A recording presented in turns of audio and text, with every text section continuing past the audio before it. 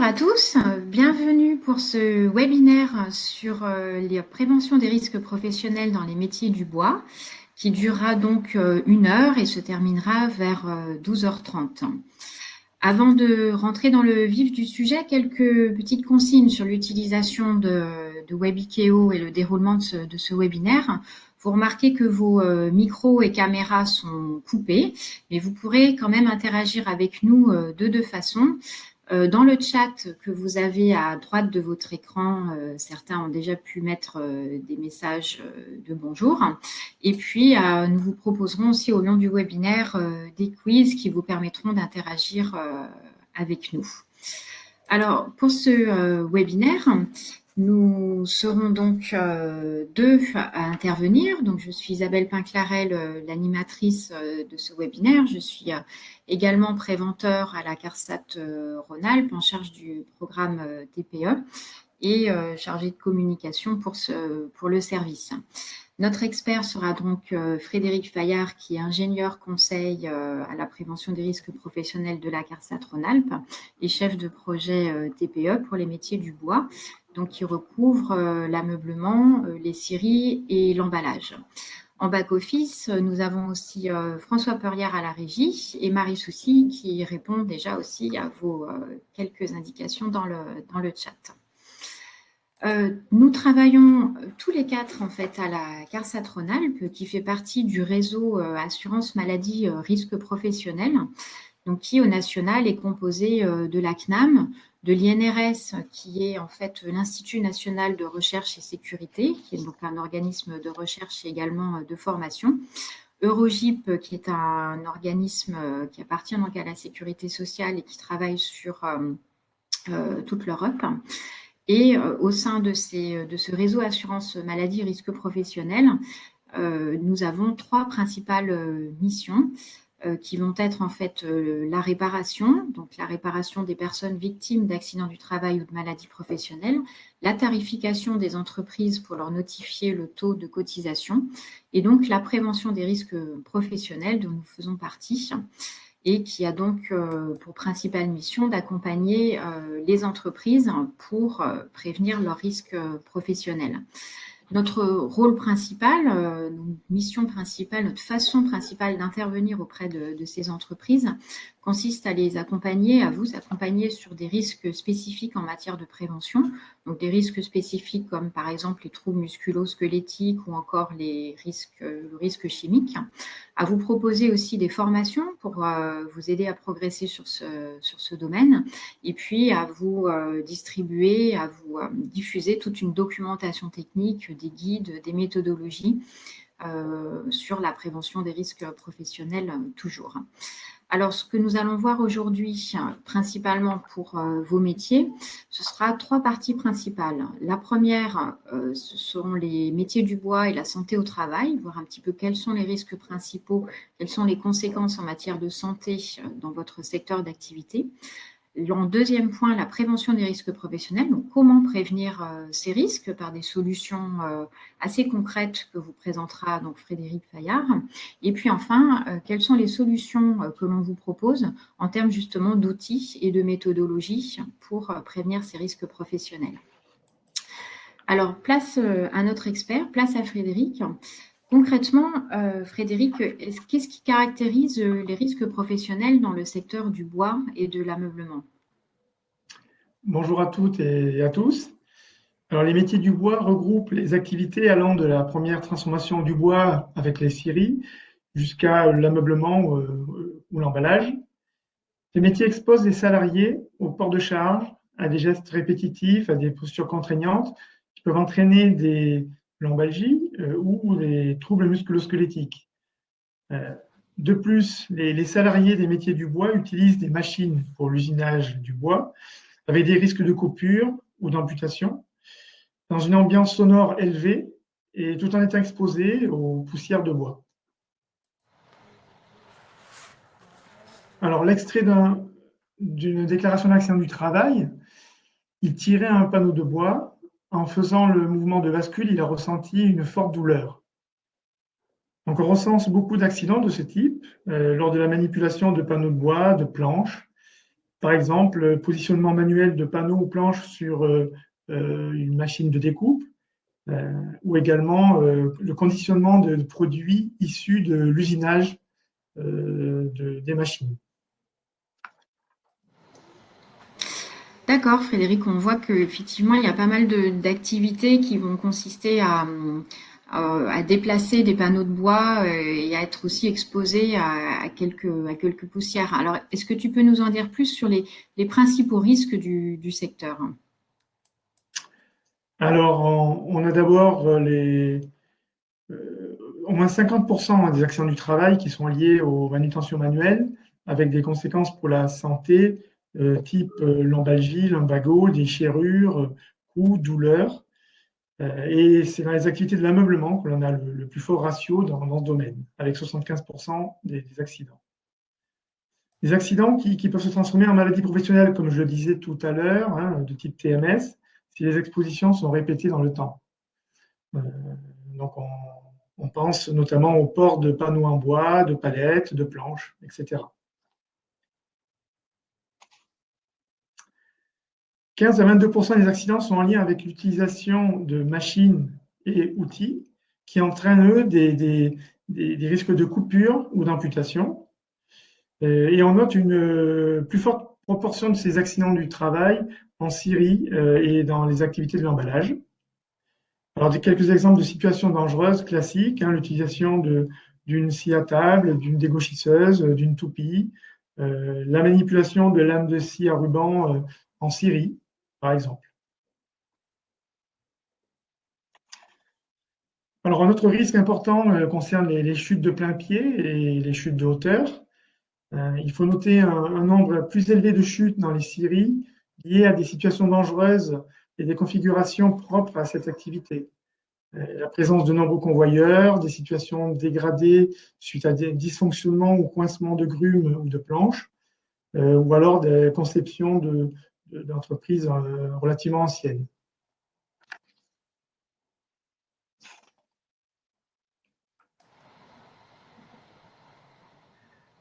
Alors, concernant les risques de maladies, eh bien, toute activité et métier confondus, on rappelle sur cette diapo qu'on recense en moyenne 60 cancers de l'ethmoïde par an en France, dont la cause est l'inhalation de poussière de bois, avec accumulation dans les fosses nasales. Il ne faut pas oublier également les allergies et autres maladies respiratoires qui sont provoquées par l'inhalation de poussière de bois. Alors, toutes les opérations d'usinage du bois exposent des salariés, bien sûr, que ce soit les machines à bois conventionnelles, les centres d'usinage, l'outillage portatif, sans oublier les opérations de nettoyage des postes de travail et la maintenance des installations de filtration qui exposent fortement les salariés.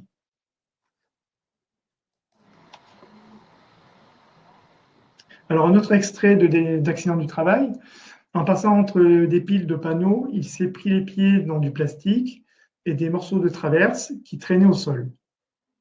Donc, ce récit d'accident du travail est représentatif des chutes de plein pied qui surviennent régulièrement en entreprise lorsque les postes de travail sont encombrés.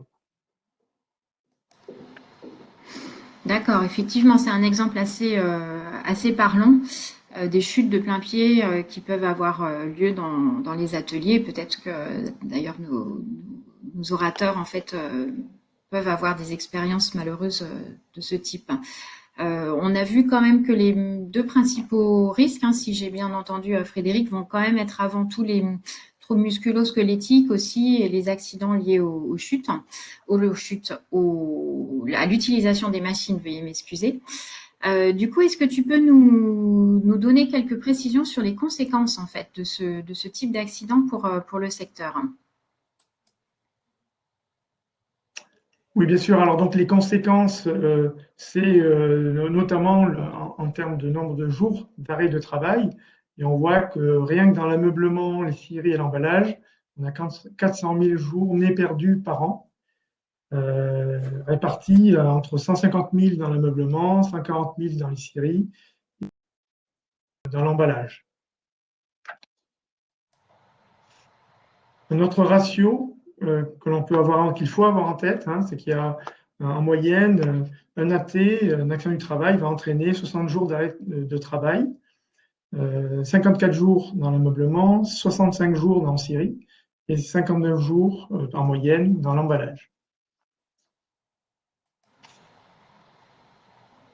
Et enfin, si on se place du côté, en moyenne, une maladie professionnelle dans les métiers du bois va entraîner 272 jours d'arrêt de travail, 246 dans l'ameublement, 260 jours en scierie et 310 jours en moyenne dans l'emballage. Très bien, ce sont des chiffres quand même assez importants qui illustrent en fait les conséquences directes des accidents du travail et des maladies professionnelles. Je vous propose en fait un premier quiz d'interaction avec nous. Je vais pouvoir lancer un sondage que vous allez retrouver donc dans l'onglet sondage qui est au-dessus du chat en vous proposant de répondre à cette question qui s'affiche. Donc, à votre avis, quelles sont les conséquences des maladies professionnelles et accidents du travail pour vos entreprises? Je vais lancer le sondage, donc que vous pouvez voir à droite. Donc là, il est lancé. Vous pouvez y répondre en fait normalement en cochant plusieurs réponses parmi celles qui vous sont proposées. Voilà, on voit que vous avez trouvé, ça commence à se renseigner. Vous avez 4 propositions pour évoquer les conséquences des maladies du travail et accidents dans votre secteur d'activité. Donc, soit la désorganisation du travail, le retard dans le travail, le remplacement du salarié absent et pour finir, la désorganisation de la qualité de vie au travail. C'est intéressant, ça se recoupe un petit peu dans l'ensemble des propositions. Ça ne bouge plus trop, je vous propose de clore ici le premier sondage. Donc, la proposition qui arrive en premier, c'est plutôt la désorganisation du travail. Alors, qu'est-ce que tu en penses, Frédéric? Est-ce que tu as un éclairage, des précisions en fait sur ce résultat? Oui, eh bien, c'est un résultat qui est tout à fait logique. La désorganisation du travail avec l'absence d'une personne qui est en arrêt de travail, ça va impliquer que les collègues doivent compenser dans l'équipe, ou alors il va falloir que l'employeur embauche un intérimaire ou forme un nouvel arrivant. Si on regarde les autres points, le retard dans le travail, il est effectivement effectif. Ça va entraîner une baisse ou un arrêt d'activité, si en fonction du poste qu'occupait le salarié. Ça va impacter donc sur les plannings et sur les délais des clients. Remplacement du salarié absent, on l'a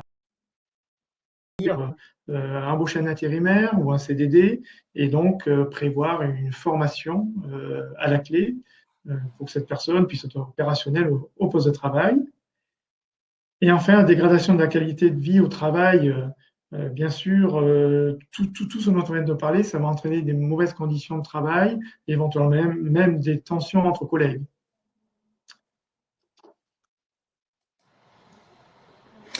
Effectivement, peut-être que ça vous parle, ces conséquences indirectes en fait d'un accident du travail et d'une maladie professionnelle. Dès lors, on va arriver sur la partie 2, sur comment effectivement prévenir ces risques professionnels. Alors, 2 étapes principales. On a vu avec Frédéric dans quelles conditions typiques, dans quelles conditions types en fait peuvent survenir les accidents du travail ou les maladies professionnelles.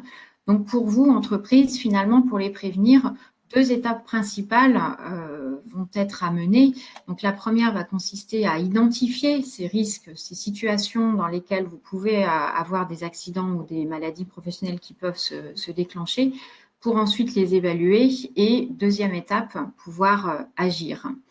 Alors, je vous propose en fait un second sondage en fait qui va vous permettre de vous faire une sorte de premier petit entraînement sur finalement l'identification de ces tâches qui vont pouvoir être à l'origine de maladies professionnelles ou d'accidents de travail.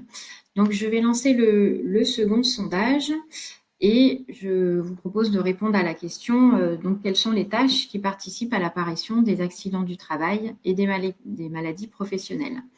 À vous de jouer.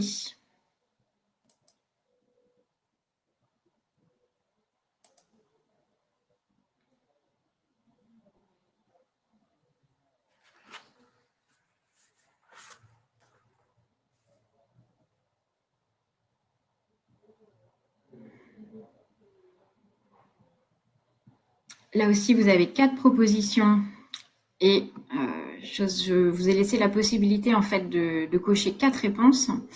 Et du coup, c'est intéressant, on voit que ça s'équilibre totalement entre les 4 propositions. Donc, les 4 propositions sont la manipulation de planches ou de panneaux, qui serait à l'origine principalement pour vous de l'apparition d'accidents ou de maladies, ou alors l'utilisation de machines ou d'outils portatifs, mais également les déplacements dans un atelier encombré, ou encore l'utilisation d'un chariot élévateur, qui finalement est la tâche qui arrive en dernier. Alors, je vous propose de fermer les votes et de laisser Frédéric nous donner son avis en fait sur ces réponses. Eh bien, au vu des réponses, on retrouve les principales activités génératrices d'accidents du travail et de maladies professionnelles dans les métiers du bois. Les manutentions manuelles, l'utilisation de machines et outils portatifs avec les risques mécaniques, mais également, il ne faut pas oublier le bruit et l'exposition aux poussières en lien avec ces machines. Les chutes de plein pied, mais également, il ne faudra pas oublier également les chutes de hauteur qui sont présentes dans ces activités-là. Et puis l'utilisation d'engins de manutention et de levage qui permettent de soulager les manutentions dans beaucoup de cas, mais qui peuvent être réservés à des...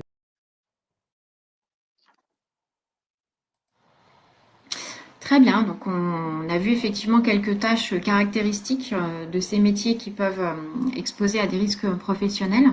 Donc cette identification des risques, en fait, c'est donc la première étape, on l'a vu, cet inventaire que vous allez retrouver du coup dans votre document unique d'évaluation des risques, qui reste une obligation légale, mais en tout cas c'est la première étape d'une démarche en fait de prévention des risques professionnels. Alors nous allons voir maintenant comment agir, quelle action vous pouvez mettre en place pour prévenir ces risques professionnels. Sans doute, vous en avez déjà mis en place et certaines existent déjà dans vos entreprises. Mais Frédéric, est-ce que tu peux nous dresser un petit peu un panorama de ces premières mesures de prévention que l'on peut mettre en place dans ces industries? Oui, alors,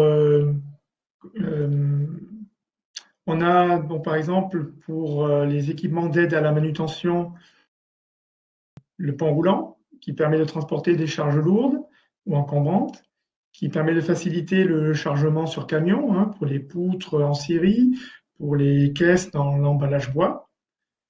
La potence avec palonnier à ventouse, par exemple, qui permet aussi de faciliter la manutention des panneaux en bois dans le cadre de l'alimentation des postes de découpe. Les convoyeurs à rouleau ils permettent le transfert de matière sur plusieurs postes de travail sans reprise manuelle. Et ils facilitent par exemple les opérations sur l'utilisation de plaqueuses de champ. Les tablés élévatrices motorisées, ça permet d'assurer par exemple la palettisation des planches à hauteur d'homme en série.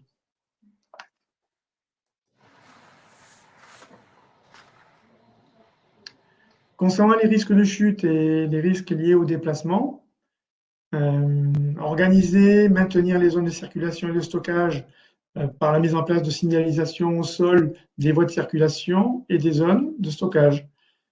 Séparer les flux de circulation piétons et engins en mettant en place des accès séparés, par exemple, sur les zones extérieures au bâtiment. Positionner des garde-corps ou ce qu'on appelle des chicanes garde-corps au droit des accès piétons en atelier. Et utiliser des échafaudages, des PIRM, donc des plateformes individuelles roulantes légères et des nacelles pour les opérations de clouage de caisserie de grande hauteur ou pour la fixation de meubles adossés au mur d'un ameublement, ou encore pour les opérations de maintenance en scierie. Utiliser des machines et outillages adaptés. Alors, par exemple, utiliser des machines équipées de protecteurs adaptés, comme des capes de protection sur scie circulaire, sans oublier le captage des poussières, des protecteurs de dégauchisseuses adaptés et ergonomiques. Ne pas oublier de maintenir en état de conformité les équipements de travail. Donc, vérifier le bon fonctionnement des dispositifs de verrouillage des portes d'accès au centre d'usinage ou des accès aux enceintes automatisées, mais également le bon fonctionnement des barrages immatériels ou des cellules de détection. Former également les salariés à l'utilisation et à la maintenance des machines. Alors, je vous conseille d'aller voir le site du SUVA, notre cousin suisse, qui, au travers de courtes vidéos pédagogiques, montre la bonne utilisation des machines à bois conventionnelles, par exemple. Alors enfin, pour l'exposition aux poussières de bois, capter les poussières de bois au plus près de leur source d'émission. Vous pouvez par exemple voir les brevets développés par l'INRS pour les scies radiales, pour les toupies. Porter une attention particulière également au cahier des charges de ventilation lors de l'installation d'un centre d'usinage pour s'assurer des débits et des vitesses d'air qui soient correctes pour le captage des poussières. Utiliser un système d'aspiration centralisé avec filtration, sans oublier de rejeter l'air filtré vers l'extérieur, en s'assurant que l'installation réponde bien aux normes ATEX aussi également, il ne faut pas oublier. Assurer les opérations de nettoyage par aspiration, ça veut dire de proscrire bien sûr l'utilisation de balais et de soufflettes, parce qu'elles remettent en suspension les poussières fines, et utiliser un système de nettoyage aussi par aspiration.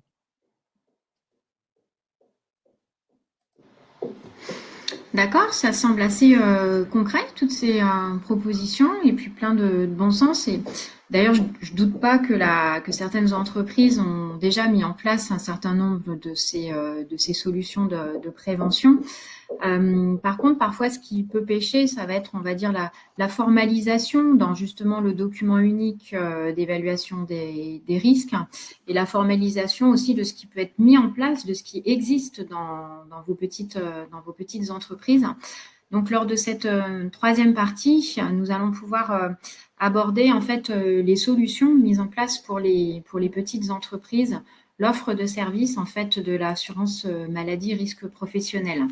Alors, cette offre de service pour les TPE consiste finalement à une boîte à outils qui comprend 8 types d'outils types, dont le premier, en fait, va être un outil justement d'évaluation des risques professionnels, un outil d'évaluation en ligne, dont je vous propose en fait de découvrir le fonctionnement en visionnant un film de présentation qui dure quelques minutes. À tout de suite.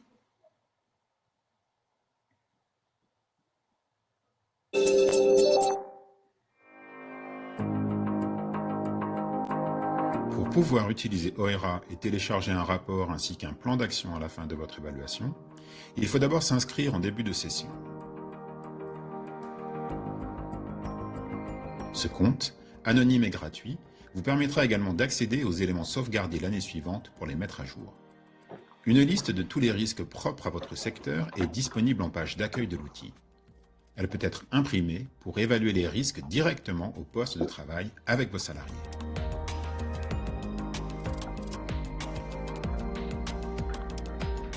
À travers un questionnaire simple, vous sélectionnez les mesures déjà en place dans votre entreprise dans une liste prédéterminée. Pour certains risques, il est possible que vous ne soyez pas concerné. Dans ce cas, vous pouvez passer la question. Vous pouvez aussi ajouter une autre mesure qui ne serait pas listée. Sur cette base, vous évaluez si le risque présent dans votre entreprise est maîtrisé ou non. Si vous n'avez coché que la moitié des mesures proposées, vous pouvez supposer qu'il reste nécessaire d'ajouter de nouvelles mesures à votre plan d'action. Dans ce cas, cochez « Non », des mesures sont à ajouter au plan d'action. Vous pouvez alors sélectionner de nouvelles mesures standards qui seront ajoutées au plan d'action ou ajouter des mesures supplémentaires propres à votre situation de travail. Cliquez ensuite sur « Enregistrer et continuer » pour dérouler la suite du questionnaire.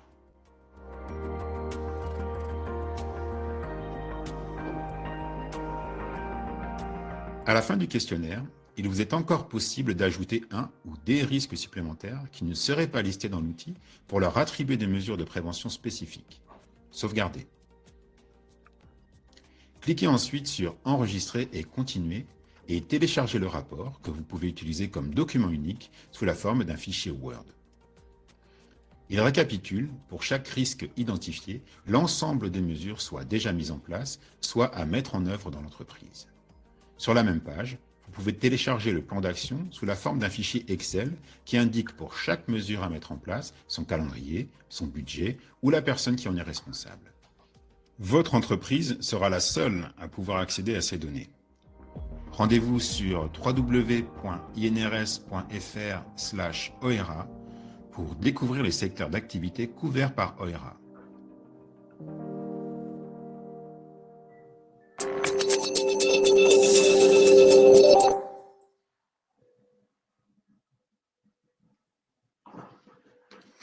Très bien, donc on voit dans ce petit film de présentation que en fait, cet outil d'évaluation des risques en ligne vous permet en fait donc de remplir votre obligation légale, de faire votre document unique. Il est donc gratuit, téléchargeable sur le site de l'INRS. Les données aussi sont totalement anonymes, ne sont pas récupérées en fait par notre réseau. Et comme vous avez pu l'observer dans le film de présentation, finalement, les situations de travail sont un petit peu prédéterminées, sont un petit peu pré-mâchées spécifiquement pour vos secteurs d'activité.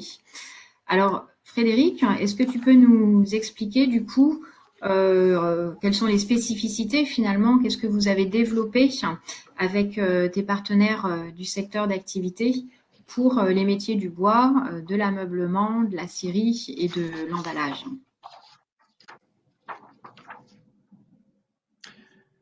Oui, alors effectivement, 3 outils OIRA ont été développés en partenariat. Le premier pour l'ameublement, et dans ce cadre-là, donc, nous avons travaillé avec l'ameublement français et le FCBA, l'Institut technologique chargé du secteur de la forêt, de la cellulose, du bois construction et de l'ameublement. Vous voyez ici un extrait de rapport avec les colonnes activités, description du risque et les mesures déjà en place. Une question, est-ce que le risque est maîtrisé? Et sinon, à droite, une colonne avec les mesures à mettre en œuvre pour l'entreprise. Donc là, vous avez un exemple d'extrait de rapport d'un document unique OIRA. Alors, un deuxième outil OIRA a été développé en partenariat, toujours avec donc, les mêmes présentations. Et ça, c'est pour donc spécifiquement, bien sûr, pour les scieries. Et vous voyez que sur le rapport, pour cette activité-là, on fait apparaître le logo de la MSA à côté de celui de l'INRS et l'assurance maladie pour les rapports OIRA.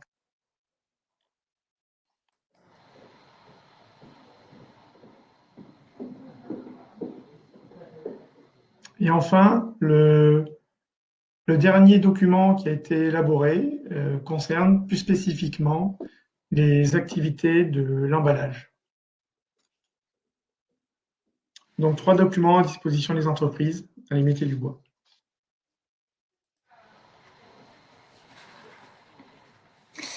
Et donc, il existe d'autres outils aussi. Je te laisse un moment pour nous les présenter également.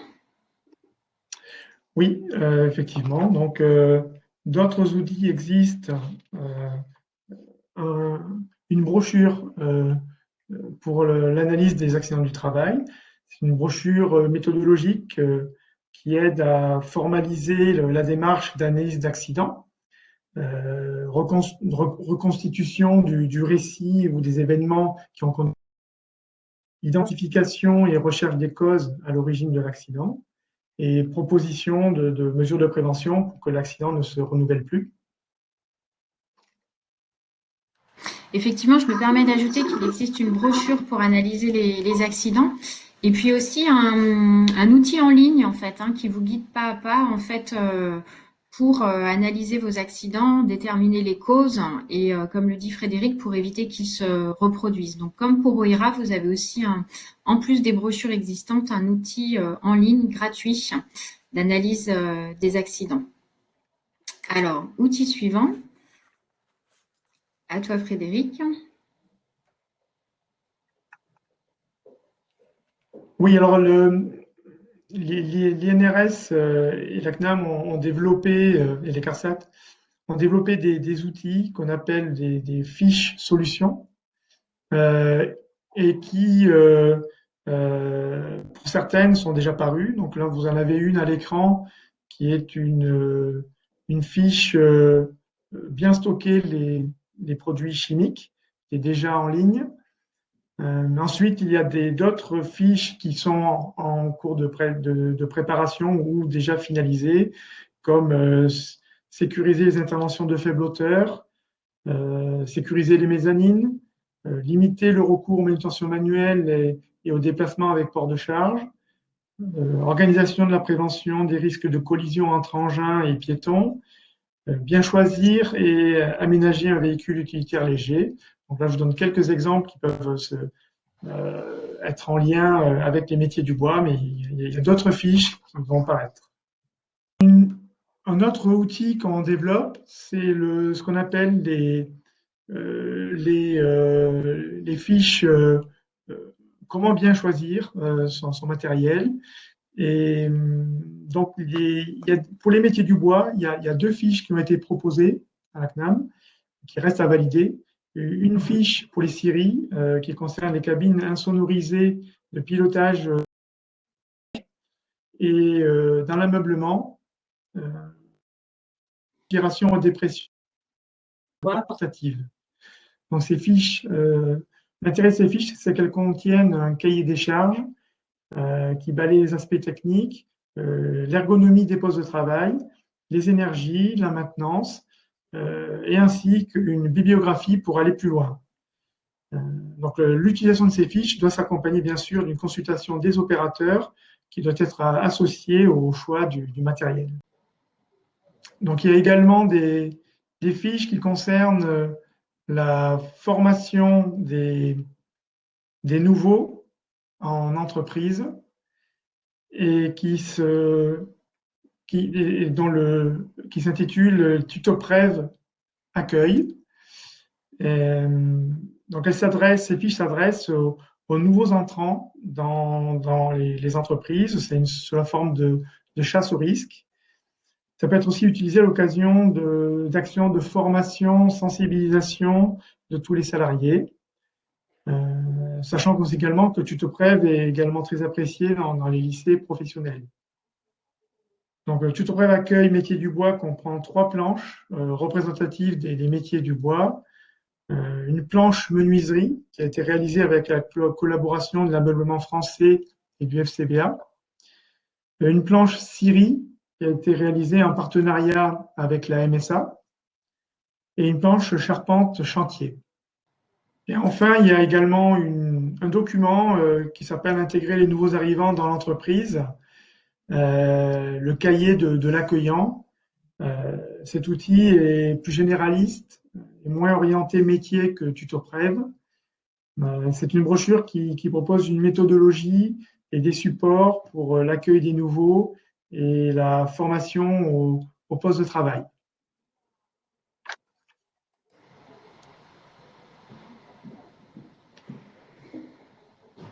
Le dernier outil concerne une formation gratuite en ligne de type e-learning qui est accessible directement sur le site de l'INRS. Cette auto-formation s'inscrit comme prérequis d'ailleurs à différentes formations que peut proposer l'INRS. Entendu, merci Frédéric. On a fait effectivement le tour des outils développés pour le secteur du bois. On voit qu'il y a quand même quelques outils vraiment développés spécifiquement pour vous, donc celui pour évaluer les risques professionnels, et puis des outils à venir, des fiches pour vous aider à bien choisir votre matériel. Alors souvent, vous choisissez bien votre matériel, on n'en doute pas, en termes de performance pour un travail de qualité et qui vous permet aussi d'assurer de façon classique une bonne productivité. Là, l'idée, c'est aussi de voir en termes aussi d'ergonomie, de bruit aussi, puisqu'on a vu pour votre secteur d'activité que c'était un des risques professionnels, ou même en termes de dégagement aussi de poussière, comment en fait ce choix de matériel, on peut vous guider avec ces fiches pour prendre en compte en fait ces éléments-là. Et puis des fiches solutions spécifiquement pour votre métier qui vont arriver aussi très prochainement, en fait, vraisemblablement sur le premier semestre 2020, pour également vous donner un peu les incontournables en prévention dans votre secteur d'activité. Donc l'ensemble de ces outils, de ces guides en fait pour votre métier et les outils génériques aussi présentés par Frédéric, vous les retrouvez principalement en fait soit sur le site de l'INRS, où vous avez des rubriques où vous pouvez retrouver par secteur d'activité les métiers qui vous concernent, et puis vous retrouvez aussi la plupart de ces préconisations et outils sur le site Amélie/entreprise. Voilà pour retrouver la plupart des outils. Alors maintenant, on va pouvoir passer sur un temps d'échange avec vous, puisqu'on ne soit pas les seuls finalement à intervenir. Donc sur le temps qui nous reste, mais on en a un petit peu, hein, ça s'est pas mal déroulé. On va prendre vos questions dans le chat. Alors, il y en a une première qui est indiquée, en fait, qui a été repérée par Marie. C'est que doit-on faire d'une machine sans protecteur? Est-ce qu'on peut la vendre? Alors, il y a deux questions finalement dans celle-ci. C'est qu'est-ce qu'on doit faire d'une machine sans protecteur? Sous-entendu, est-ce qu'on peut avoir une machine sans protecteur? Et puis, peut-on la vendre? Comment peut-on la vendre? Frédéric, est-ce que tu as des éléments de réponse à cette question?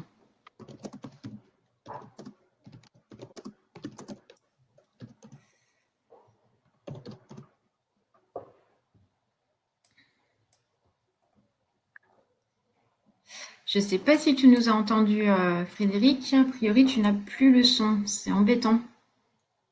Je te propose de regarder quand même les questions dans le chat, dans les favoris, puisque tu les verras à l'écran, et du coup de répondre puisqu'un autre participant demande si ces outils sont obligatoires.